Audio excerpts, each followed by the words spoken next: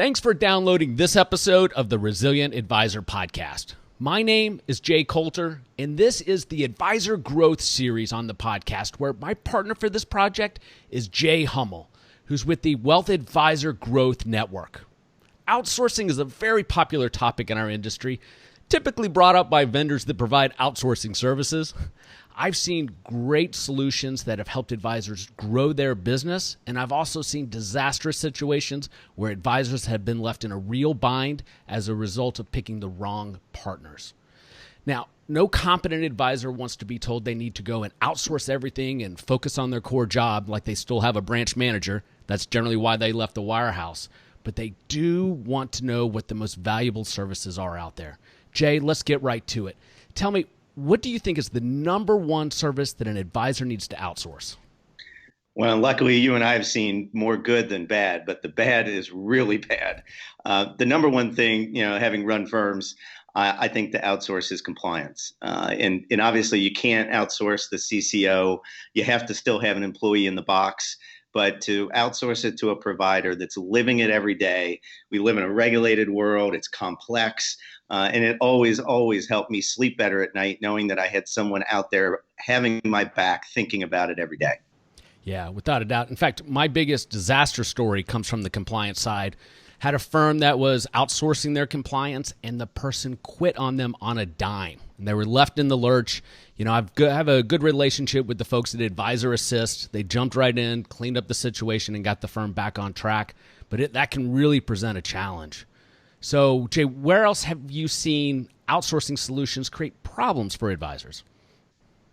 Well, I think when they don't understand the partners, in the vetting process, and I think that's the advantage, especially today in the independent space, in the RIA space. It was easy 10 years ago to outsource because you didn't have a lot of choices. And so today, the good news is there's a proliferation in a bunch of categories now. You have all these vendors, partners that have services, but trying to pick the right one, no matter what category you're in, whether it's outsourcing CFO services, outsourcing CIO services, you have to really do your due diligence and pick the right partner, because picking the right partner can just bring a lot of problems to a firm. Let's talk about the due diligence process, because I think that's where it all starts, and I find a lot of advisors don't go deep enough. How would you recommend an advisor or advisory firm go through the due diligence process on, well, let's start with compliance? Yeah, we've spent literally, we spent the last 7 months looking at this. And so we've done a lot of work here. I think the first question you ask is, I want to speak to 3 of your customers. And it's not 3 that they choose. It's, I want a list of 10 customers, and I want to pick 3 of them, and I want to call them. Because the people who are using the services, as we all know, are going to give the most honest feedback, the best feedback. And the other question I would ask is, I want to speak to someone who fired you as a provider. And I want to talk to them because I want to understand, did they outgrow your services? Did you not do what you told them they were going to do? So don't be ashamed to ask. And if they won't give you those people to talk to, then they're probably not the right partner. I love that, Jay. Ask for somebody that left. I hadn't heard that before. And I love the idea of finding 3 folks that are having success, or that you pick from their list of clients and you go and you call them. And I suggest advisors do that with some of these new shiny object tech vendors that are out there, because these things look great in the demo, but you want to see if they're actually getting results. Yeah, they look great on a PowerPoint deck, and then you realize they actually are doing a demo in the test environment, and it's not really the platform. And you get on the platform, and it can be a nightmare. That's right. That's right. So let's talk about digital marketing for a minute, because this is something that really gets the hair on the back of my neck up when advisors come to me with the next fly-by-night digital marketing solution. How can an RIA or an advisor vet a digital marketing provider? I'd go out and look at their work. I mean, when a digital marketing firm shows me an email campaign, shows me what they're doing on social media, and then I actually want to see what they're doing for their own firm. I mean, I can't believe, you've seen it, we've all seen it. I'm floored when marketing firms come in and you look at their digital marketing or their marketing for their own firm, and it's not very good. And I think if you can't market your own firm in the way that is professional and gets me excited, well, then how can I trust you to market my firm? And so I think looking at what they do and how they eat their own cooking is really, really important. Years and years ago, Jay, I used to do LinkedIn trainings for advisors, and I quit doing that. But what I found is people would reach out and they wanted to help me with it, or they wanted to be a part of the organization, or they were trying to sell it to me. And you go look at their own LinkedIn profile, and it was absolute garbage. So I completely understand what you're saying there. Let's talk about pricing for digital marketing services. It's the Wild West out there. What have you found an acceptable range is for a digital marketing stack for an advisory firm? I tend to like to do it on a monthly basis. They'll do it project-based. Some will do it monthly. Some will do an annual fee for service kind of model.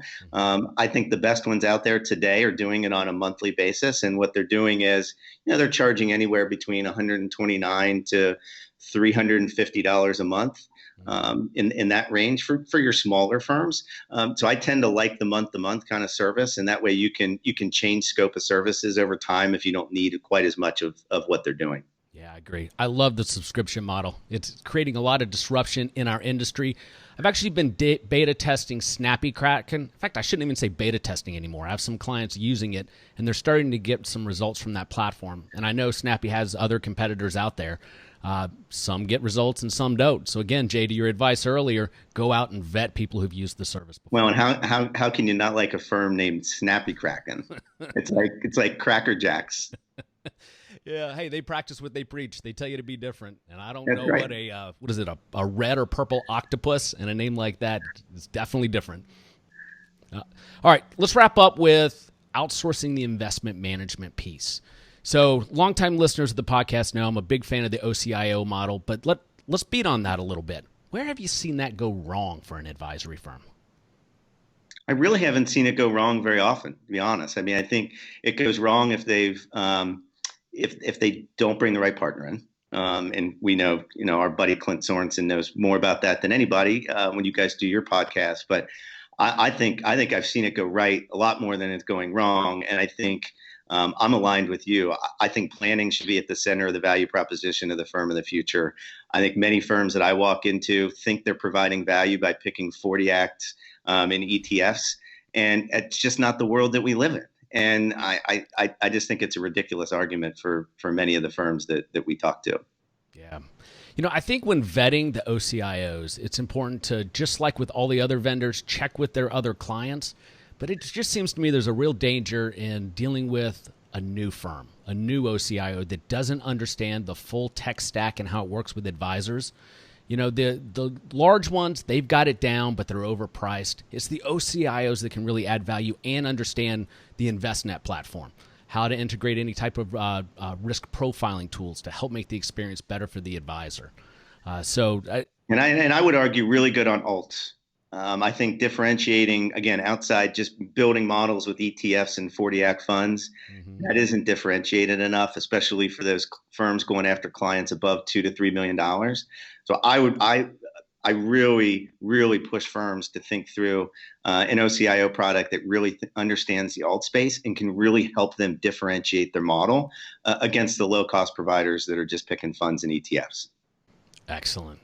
Jay, I appreciate you coming on, and I'm looking forward to our next episode. Hey, thanks for having me.